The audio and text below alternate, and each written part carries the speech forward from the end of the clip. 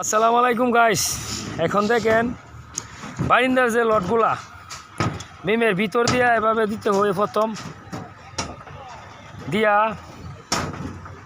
এই যে টপ বাঁধে সাইডের লটগুলা দিছি দিয়ে এখন এটা বানতাছি। বাইন্দা নিচে কোনো গ্যাঞ্জাম লাগবে না, ফ্রিভাবে বানতাছি। সব লোকটা একসাথে ফেলাইলে গ্যাঞ্জাম লাগে, উল্টা পাল্টা বাইন্দালা।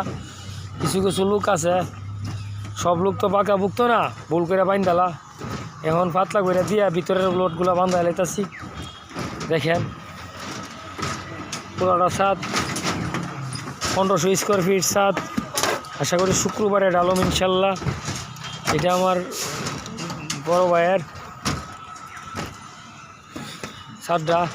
এই যে এটা সানপুরের বাজারের মসজিদ। হ্যাঁ, আমার মিস্ত্রি কাজ করতেছে দুতলার।